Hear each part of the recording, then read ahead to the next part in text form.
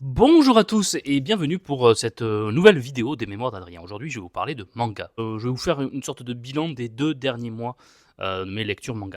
Que tu sois un lecteur ou un écrivain, bienvenue sur la chaîne des mémoires d'Adrien.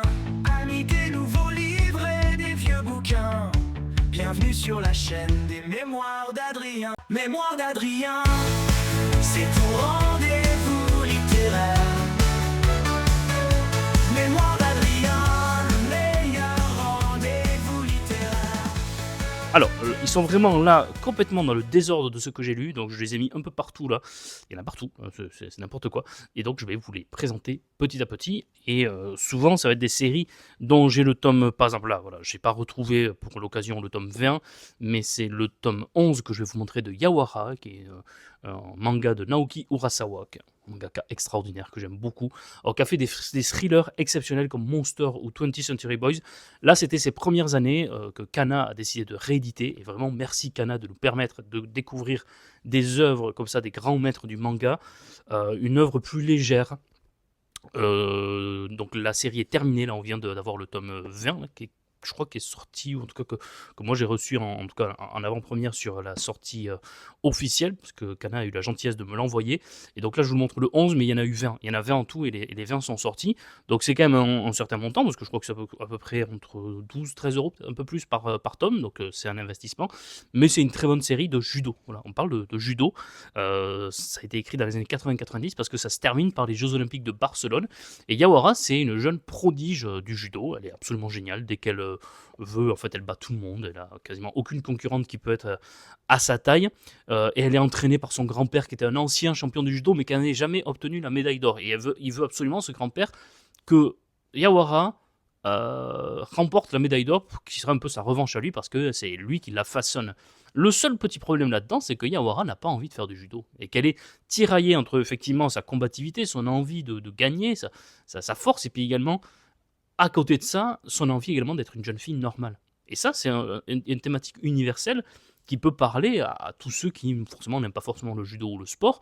Il y a les moments de judo, puis il y a tous les moments où en fait c'est une jeune fille. C'est pour ça qu'on peut qualifier ça peut-être de shoujo, je sais pas. Vous voyez, la frontière, je ferai un jour une vidéo sur les différentes catégories de manga, mais la frontière entre les shoujo, les shonen, les seinen, parce qu'il y a des thématiques également qui relèvent du seinen, il y a des thématiques qui relèvent du shoujo, il y a des thématiques qui relèvent du shonen. Bon bref, c'est assez disparate quand même, et surtout avec Naoki Urasawa, il est difficile à classer. Bref, je vous montre comme ça au fur et à mesure des images.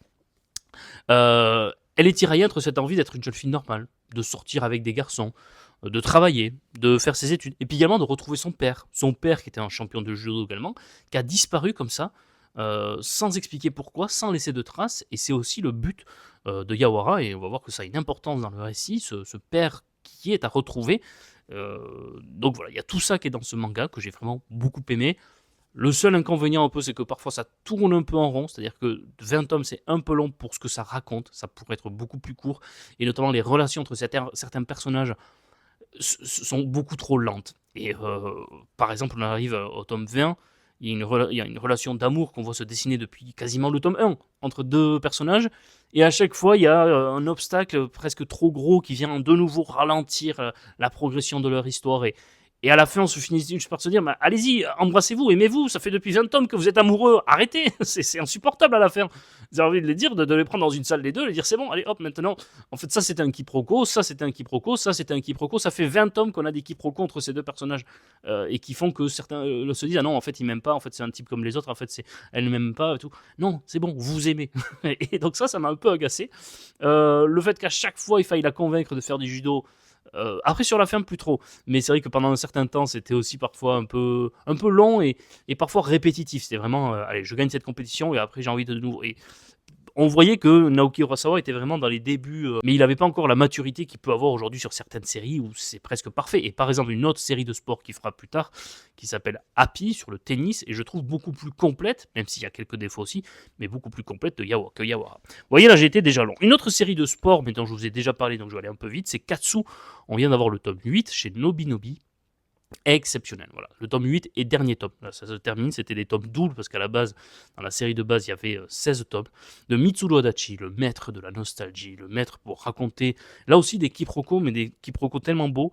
Et en fait, ces dessins, il faut pas vous arrêter au fait que les dessins semblent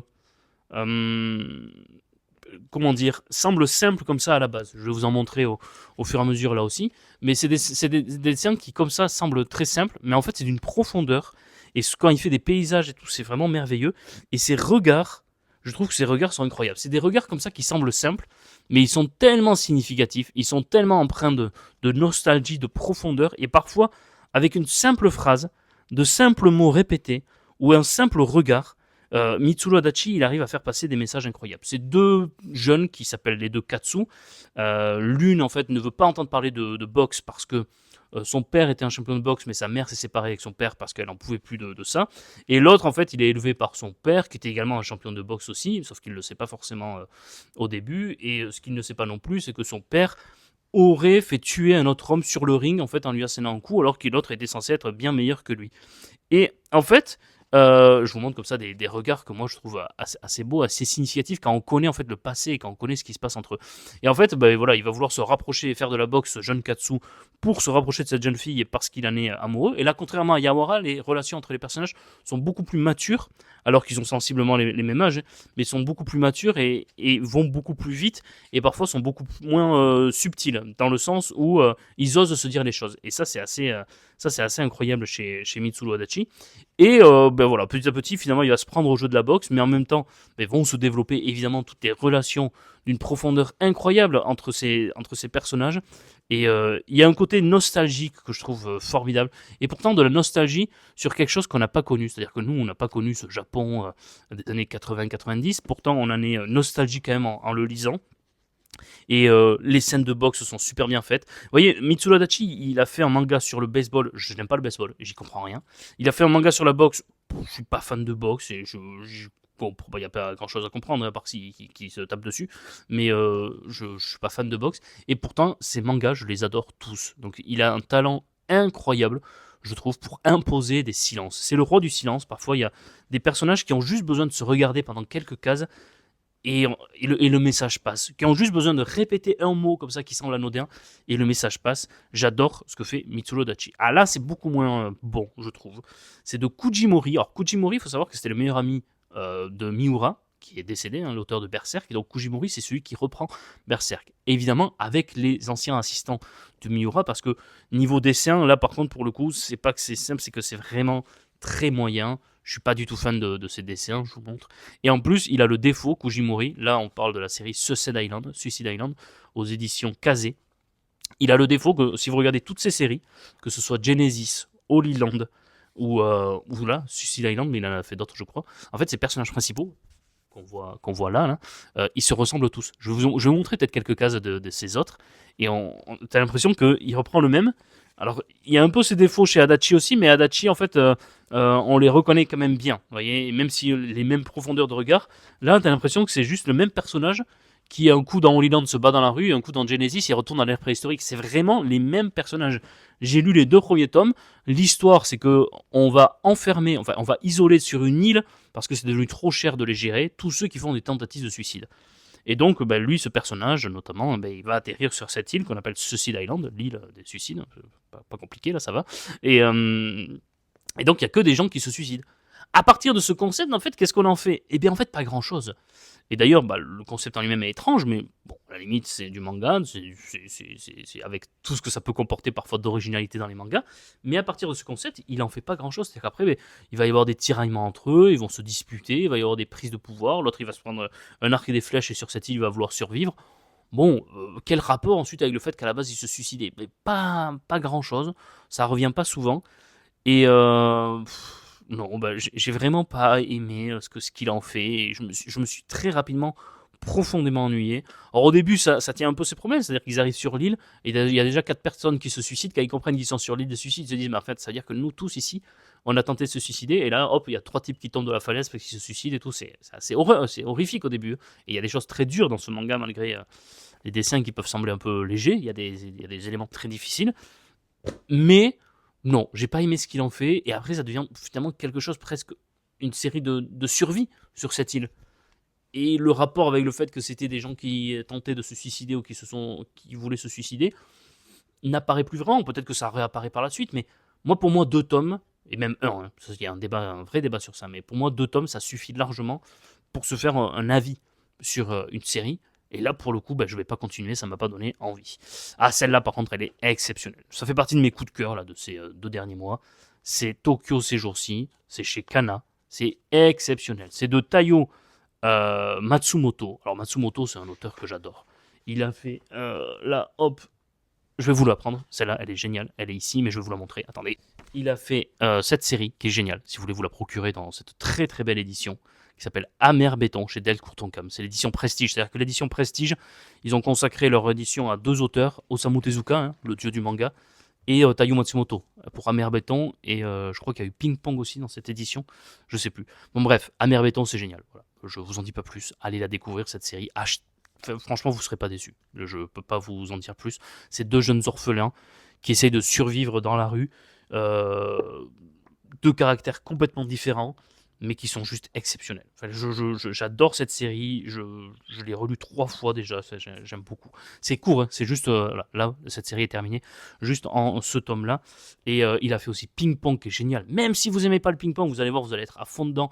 Il a fait Sunny, qui est super aussi. Il a fait Samurai Bamboo, qui est très bien fait. Bref, quasiment tout ce qu'il a fait me plaît. Et là, Tokyo ces jours-ci, c'est la dernière série, en 3 tomes. Donc la série est terminée. C'est chez Kana. Et on a donc un éditeur un peu raté qui a démissionné d'une maison d'édition parce que son projet de magazine de manga a échoué. Donc il a démissionné. Et il a envie de créer le manga parfait. Et donc en fait, il part à la recherche. Il va demander à des anciens mangaka ou des mangaka un peu alternatifs, qui ne vendent plus, qui n'y arrivent plus, de revenir travailler avec lui, pour essayer de créer le magazine, le manga parfait. Et c'est un manga, c'est pas seulement sur l'édition dans le manga, parce que des mangas sur l'édition dans le manga, on en a eu plein, mais c'est un manga sur la création artistique, sur le rapport à la beauté, sur le temps. Est-ce qu'il faut pas prendre le temps parfois pour créer une belle œuvre? Est-ce que...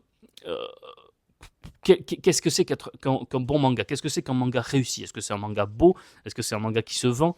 C'est vraiment tout le rapport au processus créatif et en fait toute la beauté de la difficulté du processus créatif. Et c'est somptueux, avec cette touche esthétique de Matsumoto. Lorsque vous ouvrez un manga de Matsumoto, vous le reconnaissez tout de suite. Vous savez que vous êtes chez lui.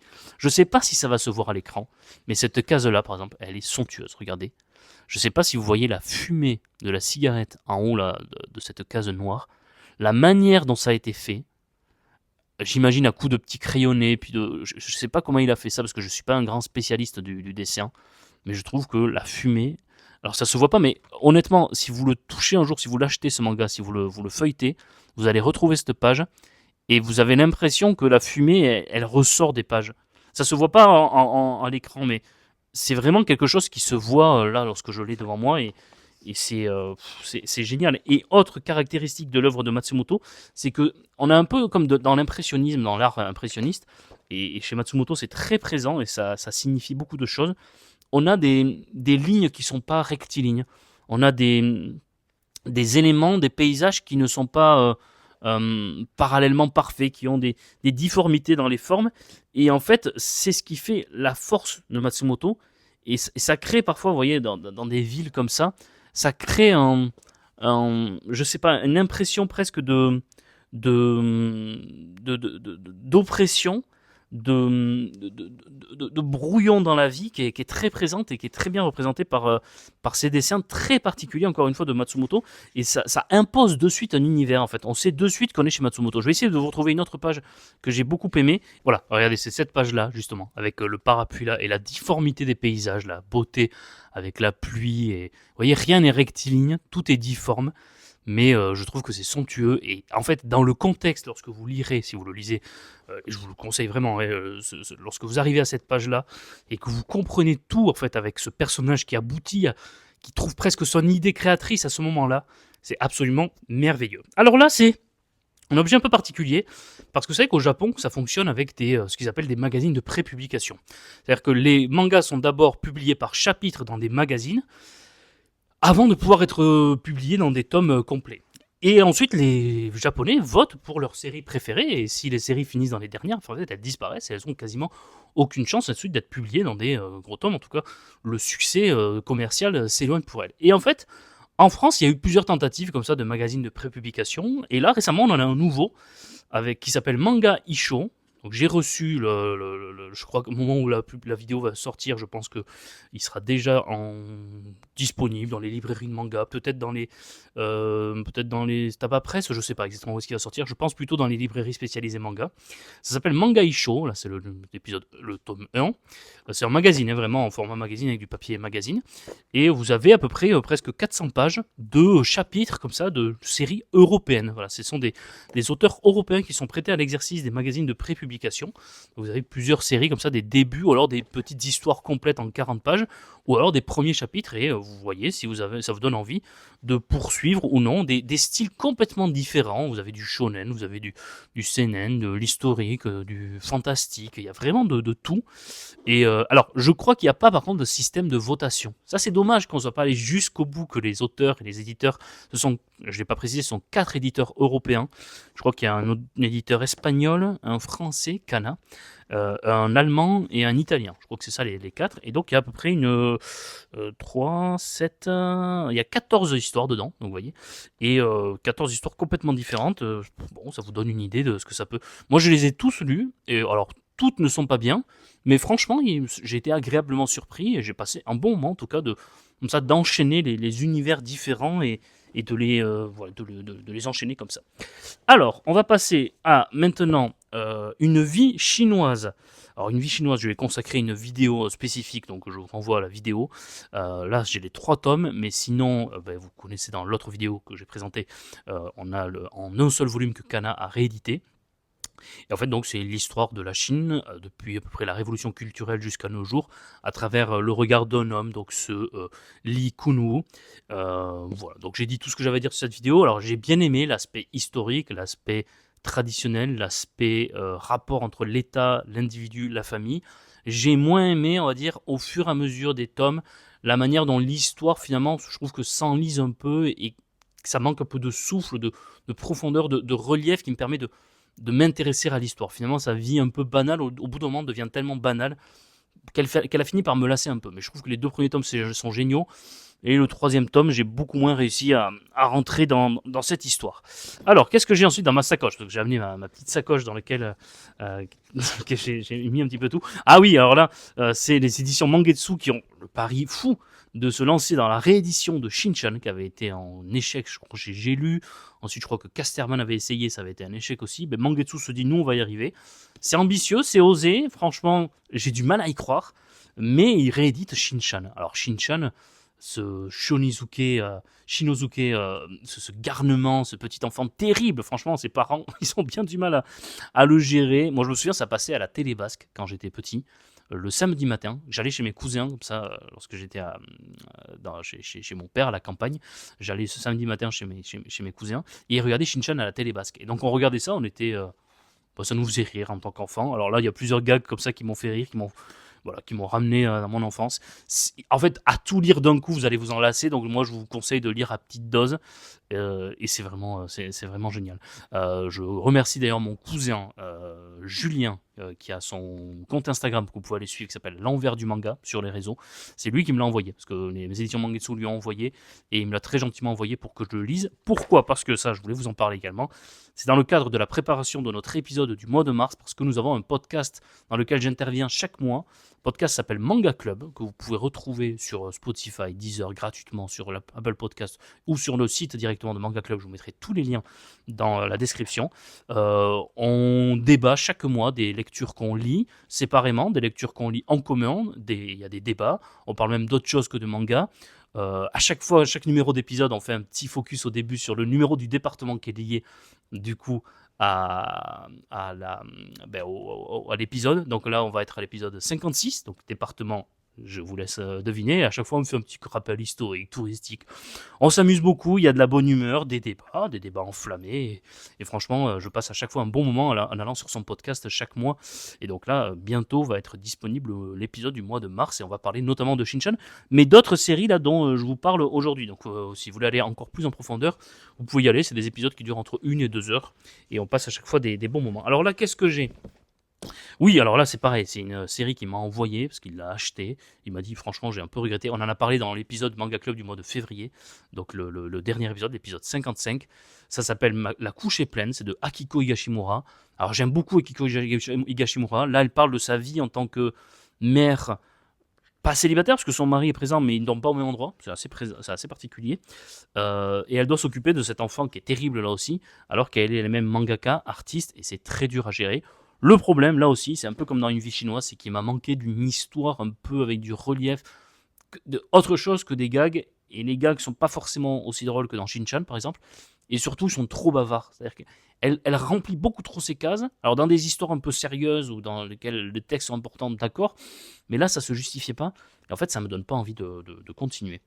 Alors, Pandora Hearts, que les éditions Kiyun ont décidé de rééditer, dans cette superbe édition, franchement. Alors là, on a un peu l'adaptation en manga du mythe d'Alice au Pays des Merveilles.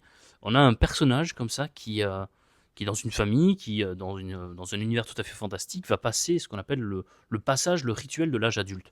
Sauf que ce jour-là, ça se passe mal, et il est transporté dans un autre univers, dans un autre monde en dessous, dans lequel le temps défile beaucoup plus rapidement. Enfin, je vous laisserai profiter de ça, et dans lequel on lui explique qu'en fait, il a commis un crime qui fait qu'il ne peut plus avoir une vie normale, et son crime, c'est son existence. Et donc, il va essayer de survivre dans cet autre univers, et ensuite, il va revenir dans l'univers, mais beaucoup d'années auront passé entre-temps, pour essayer de découvrir déjà les origines de sa naissance, pourquoi son existence est un crime, et pour essayer de retrouver et de réparer quelque chose qu'il a commis le jour de ce passage à l'âge adulte. Bon, je suis pas du tout emballé par ce tome 1, j'ai pas trop aimé. Mon petit frère qui adore cette série, il me dit il faut que tu continues parce qu'après ça vraiment ça bascule sur autre chose. Je vais lui faire confiance, mais je vais pas lui faire confiance sur 10 tomes non plus. Donc je te le dis mon petit frère, là si tu regardes cette vidéo, ok, on va continuer un peu, il faut pas exagérer non plus. Ah là, Tokyo Tarareba Girls Returns, avec mon superbe accent anglais que vous connaissez maintenant par cœur, c'est la légende de mon accent anglais. Tokyo Tarareba Girls Returns, en fait c'est une sorte de spin-off, on est vraiment dans l'anglais là, hein, de spin-off de la série d'origine, donc toujours Akiko Higashimura, vous voyez, je parlais de La couche est pleine tout à l'heure, mais là c'est pareil, c'est elle, c'est Akiko Higashimura, et là on parle de Tokyo Tarareba Girls, une de ces séries que je trouve les plus géniales, où on a ces 3 femmes qui arrive à la trentaine dans Tokyo Tarareba Girls, où il y a 8 tomes, je crois, je sais plus combien, ou 9. Bon, 9 tomes, je crois.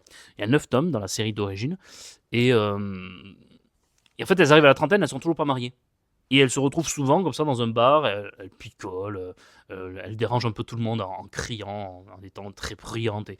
Et en fait, elles se disent, mais pourquoi finalement on serait obligé de se marier dans ce Japon un peu patriarcal, dans ce Tokyo qui efface un peu les individus, qui les rend pas forcément heureuses, et elles vont toutes avoir des histoires un peu farfelues, chacune va croire avoir trouvé le bonheur avec un homme, et puis finalement, bon, patatras, ou patatras, je sais pas comment vous prononcez, vous, patatras. Moi je dis patatras, mais apparemment la plupart des gens disent patatras.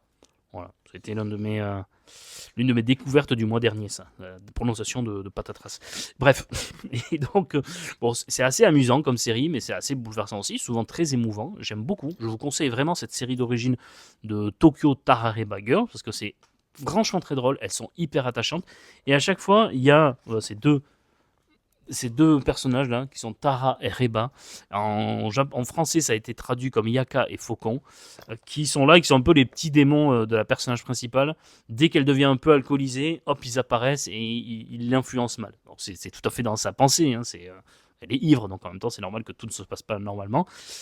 Et ça ajoute une touche humoristique absolument formidable. Et en fait, là, c'est un spin-off, c'est-à-dire qu'elle a fait une saison 2 avec d'autres personnages, qui apparemment est très très bien, d'après ce que m'a dit Julien, justement, on en parlait dans le dernier Manga Club. Et en fait, là, c'est une sorte de tome entre les deux saisons, c'est-à-dire qu'un tome qui boucle un peu la saison 1. Il n'est pas nécessaire pour apprécier la saison 1, parce qu'il n'est pas dans l'histoire, Mais en fait, l'une de ces 3 personnages va se marier dans ce petit tome, ça se termine, hein, c'est juste un tome comme ça, et ça raconte un peu son mariage et les péripéties qu'il peut y avoir autour. Et bon, c'est franchement très dispensable, j'ai pas trop aimé, c'est pas forcément utile, et je remercie là aussi Julien qui l'avait acheté et qui me l'avait envoyé, et on en a parlé dans le dernier épisode. Voilà. On s'envoie parfois comme ça des mangas, ça permet de rassembler et de collectiviser les frais. C'est notre côté communiste du podcast. Et enfin, qu'est-ce que j'ai là Non, ça n'a rien à voir. Non, oui, j'ai enfin ici, après je vais en avoir d'autres, mais que j'ai pas ici en physique, mais du Mouvement de la Terre, le tome 8, les derniers tomes de chez Kiyun, tome très noir alors que tous les autres étaient blancs, sur en gros les relations très orageuses entre la science et la religion à l'époque du bas Moyen-Âge, fin du bas Moyen-Âge, et qui va s'aboutir sur en gros les découvertes de les luttes entre le géocentrisme et l'héliocentrisme, les luttes entre les croyances et la science, et à quel point il y a eu des violences des deux côtés pour essayer d'un côté d'essayer de défendre les découvertes qui étaient faites, et d'autre côté de défendre, de protéger les croyances ancestrales qu'il y avait. Sur 8 tomes, c'est un peu violent, parce qu'il y a certaines scènes qui sont très dures, mais en même temps ça reflète la réalité que c'était. C'est un manga historique vraiment que j'ai trouvé somptueux, avec des doubles pages extraordinaires, historiquement franchement passionnant. Moi qui suis passionné d'histoire, et Dieu sait que chez Kiyun, Dieu sait, c'est assez... c'est très adapté justement à l'histoire de ce manga. Dieu sait que chez Kiyun, les mangas historiques font légion. Parlant de Légion, allez lire Ad Astra, sur la lutte entre Hannibal et Scipion l'Africain. Mais là, franchement, on est dans une des meilleures séries de chez Kiyun pour moi. Je crois que Netflix vient de commencer son adaptation en animé. Ça me rend très curieux de voir qu'est-ce qu'ils peuvent en avoir fait en termes d'adaptation. Alors, ensuite, j'en ai, je vais regarder un peu mes notes, parce que j'en ai d'autres que je n'ai pas forcément ici. Ah oui, alors, Lorsque nous vivions ensemble, ça c'est une série que je trouve tout à fait extraordinaire, que j'ai terminée, de Kamimura. Je vous en parlerai, je vous en ferai une vidéo, parce que cette série mérite vraiment que l'on fasse une vidéo au complet. Je vous ferai, je pense, une vidéo même sur cet auteur. En particulier, je vais essayer de sélectionner 2-3 œuvres, mais c'est l'histoire très rapidement d'un couple, d'un homme et d'une femme, qui vivent ensemble. Mais vous voyez, le titre déjà perturbe, parce que lorsque nous vivions ensemble, c'est-à-dire que c'est dit à l'imparfait, donc c'est-à-dire que ça nous montre dès le début que ça va mal se terminer. Et ils vivent dans le Japon des années 70, mais ils vivent sans être mariés. Ce qui est absolument fautif dans le Japon des années 70. Donc c'est une relation aussi passionnelle que fragile, avec un homme et une femme qui s'aiment passionnément, mais cette passion va les auto-détruire et va emporter des drames. Donc on suit à la fois leur quotidien, et à la fois l'évolution de cette histoire d'amour, de cette passion, mais qui évolue petit à petit vers une tragédie. C'est en 3 gros tomes, vraiment, chez Kana. Franchement, Kana fait un boulot formidable, parce qu'il y a des éditions, des maisons d'édition qui abandonnent depuis bien longtemps des séries, alors que Kana a la prouesse et franchement a les capacités, parce qu'il les faut aussi, de maintenir cette série.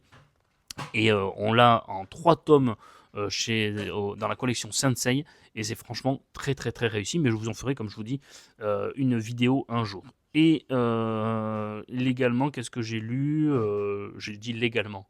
C'était tout à fait légal, parce que c'était un PDF que m'a envoyé les éditions Kiyun, parce qu'ils avaient oublié de me le mettre dans le petit colis, et c'était tout à fait légal. Donc également, qu'est-ce que j'ai lu Ça s'appelle Dogs Red. Alors, je vais le mettre en photo là. Dogs Red, c'est un manga de hockey. Et c'est pareil, j'aime pas le hockey, mais c'est tellement bien fait. On a tellement cet esprit... en fait, c'est l'histoire d'un homme qui a perdu sa mère qui a tout fait pour qu'il soit un grand patineur artistique. Et en fait, il gagne une compétition au début, puis il pète les plombs, il casse tout et tout lors de la remise des prix. Du coup, il est exclu, banni à vie du patinage artistique. Et il va avec sa sœur reclus dans une campagne verglacée, pleine d'hiver, et il atterrit dans un endroit où le hockey est vraiment est roi, le hockey sur glace. Et il va se retrouver mêlé à une lutte entre un collège qui est tout à fait ridicule en termes de hockey, collège qui s'apprête à être fermé, face à un gros mastodon, le gros collège qui est très fort en hockey, qui a piqué au petit collège ses meilleurs joueurs. Et lui, en fait, il va se retrouver à jouer une partie, je vous explique pas pourquoi, mais pour le petit collège. Et à la fin de la partie, on a l'impression qu'il y a une petite étincelle qui est née en lui et qu'il est devenu fou amoureux de ce sport, même s'il prétend le contraire. Ça me donne très envie de lire la suite. Ça s'appelle Dogs Red, c'est chez Kiyun, Et franchement, si vous aimez le patinage artistique, si vous n'aimez pas le hockey, si vous aimez le hockey, si vous n'aimez pas le patinage artistique, ou tout ça à la fois, vous allez aimer. Franchement, vous allez aimer. Et c'est par l'auteur, je ne l'ai pas dit, d'un manga très connu qui s'appelait Golden Kamuy, dont j'avais lu les premiers tomes, qui était sympa. J'avais pas eu l'occasion de lire la suite, mais il faudrait que je le fasse un jour. J'en termine, enfin, dernière série que je vous présente. Ça s'appelle La Fille Fantôme. Alors, La Fille Fantôme, c'est une série, c'est un manga assez perturbant. Complètement fou, c'est de Kazuichi Hanawa. Alors Kazuichi Hanawa, je vais vous en dire un peu plus sur ce personnage parce que c'est... alors il est né en 1942, je reprends un peu la biographie et j'ai fait des recherches au-delà de cette biographie sur lui. C'est ce qu'on appelle un représentant de ce qu'on appelle la bande dessinée alternative japonaise. Et d'ailleurs, lorsqu'il commence la bande dessinée dans les années 70, il commence pas de suite avec du manga, il fait ce qu'on appelle du Eroguro. Et Eroguro, c'est en gros, qu'on pourrait le traduire par de l'érotique grotesque. Des séries érotiques, mais tellement grotesques dans le genre que ça en devient presque comique. C'est ce qu'on appelle l'Eroguro dans le manga. Et après, il va complètement changer de style. Et là, on n'est pas dans de l'Eroguro, là on est dans notre style. Il va changer de style au début des années 80, après une traversée du désert de plusieurs années. Et il va arriver dans quelque chose d'assez... psychique, bouddhiste, avec des histoires de fantômes, des histoires d'esprit très particulières. Alors il va avoir un immense succès avec la série dans la prison, parce qu'il va faire de la prison. Il va être incarcéré brutalement pour possession d'armes à feu. Donc, c'est quand même pas rien, hein, c'est un délinquant quand même. Mais il a fait quand même des séries qui ont marqué l'histoire du manga alternatif, un manga très particulier, dont cette série, La Fille Fantôme. Alors, La Fille Fantôme, c'est l'histoire de cette jeune fille qui, au début de l'histoire, en fait, elle décède. Elle fait une intoxication alimentaire, enfin, elle décède, et n'arrive pas à traverser, dans la religion bouddhiste, elle n'arrive pas à traverser cette fameuse rivière de la mythologie bouddhiste, de la religion bouddhiste, et en fait, pour rejoindre la terre des morts. Et donc, il y a une dame qui vient lui dire, bah, écoute, vu que tu n'as pas réussi à traverser la rivière, il faut que tu attendes qu'une porte s'ouvre, et lorsque cette porte s'ouvrira, on la voit là, la porte s'ouvre en haut à droite là, lorsque cette porte s'ouvrira, tu repartiras vers le monde des vivants, en fait, c'est-à-dire que tu n'étais pas prête à être morte. Le problème, c'est qu'elle attend un peu trop, elle patiente, elle n'y va pas, elle est notamment très perturbée par un endroit où il y a plein de bébés comme ça, c'est terrible comme scène, hein, où en fait ce sont des bébés qui sont décédés quelques jours après leur naissance, et dans la religion bouddhiste on estime que du coup ces bébés ont un peu trahi leurs parents, ont fait du mal à leurs parents, et qu'ils doivent errer comme ça sur cet endroit et faire des sortes de monticules de pierre de manière éternelle jusqu'à ce que leurs parents aient fait leur deuil. C'est très particulier, mais on est vraiment là dans du Kazushi Hanawa, c'est dans son style complet. Et en fait, du coup, cette jeune fille, elle va trop s'attarder là, et elle va être condamnée à retourner dans le monde des vivants, à cause du fait qu'elle n'y a pas été dans un premier temps, mais en tant que fantôme, en tant qu'esprit. Et elle va aller ensuite hanter le monde des vivants en tant que fantôme. Et elle va, en fait, on est dans une époque médiévale japonaise. Alors ce qui est intéressant là, c'est qu'en général, lorsqu'on a des histoires de fantômes, ça se passe dans une époque contemporaine, alors que là, pas du tout. Ça se passe dans l'époque moderne. Et en fait, elle va aller errer dans le monde des vivants, et ensuite, on va découvrir tout un monde de croyances. On va se rendre compte que les esprits sont un peu partout. C'est vraiment... il y a des fois, c'est très glauque. Il y a des histoires, je ne vous raconte pas les détails. Il y a un homme, notamment, il n'a pas coupé le cordon ombilical avec sa mère. Mais c'est pas une métaphore. Il a vraiment jamais coupé le cordon ombilical avec sa mère. Et c'est très particulier parce que du coup, il est toujours attaché à sa mère. Ça donne lieu à une histoire assez terrible. Un autre homme qui est condamné pour avoir tué 2 jeunes filles. Il est condamné à une peine que je préfère même pas le décrire là tellement c'est horrible. Et sa mère, en même temps, elle devient folle parce qu'elle croit pas que son fils puisse avoir été capable d'un truc comme ça. Fait, il y a plein d'histoires assez particulières. Et à la fin, on a 2-3 petites nouvelles pour clore ce recueil, et une nouvelle notamment de zombies, où il revisite un peu on va dire la figure du zombie, à sa manière. Et puis également, une histoire qui se passe à l'époque contemporaine, très très très glauque aussi, sur une mère en fait qui a absolument envie que son fils réussisse sa scolarité. Il est mauvais, il a un ami qui est très bon, et en fait elle va séquestrer son ami pour lui extraire du jus de cerveau, pour le faire boire à son fils pour qu'il ait des meilleurs résultats. Et ça débouche sur un truc terrible, C'est- mais c'est très particulier, mais c'est ça aussi le manga. Et vous voyez, je vous ai parlé à la fois d'un truc très enfantin aujourd'hui à quelque chose de très adulte. C'est vraiment pas à faire lire même par des adolescents. C'est vraiment de la littérature voilà, que je vous conseille à lire. C'est chez Casterman. Donc Saka Casterman fait des choses plutôt pour adultes. Alors, il n'y a rien d'érotique là-dedans, mais c'est par les thématiques qui sont abordées et par la violence psychologique de certaines situations que je conseille plutôt pour des adultes. Voilà, donc une étendue très large, très éclectique de ce que peut être le manga, de ce qu'ont été en tout cas mes 2 derniers mois de lecture manga. J'espère que ça vous a plu, j'en referai comme ça de temps en temps, et en attendant, moi je vous dis, j'espère qu'il y aura au moins une série parmi toutes celles-là qui vous aura plu ou qui vous aura donné envie de vous mettre au manga. J'imagine pas La Fille Fantôme, mais ça fait partie aussi du manga alternatif, c'est ça aussi le manga, mais oui, je suis désolé, mais c'est le manga. C'est pas, je suis pas responsable de ce qu'ils font, hein, surtout que. Enfin, bon, bref. Allez, sur ce, je vous dis à très bientôt sur cette chaîne. On va parler de littérature de nouveau classique très bientôt. On se retrouve pour tous les formats que vous connaissez. À très bientôt et prenez soin de vous. Lisez des livres, lisez des mangas, lisez à l'envers du coup. Et puis au revoir.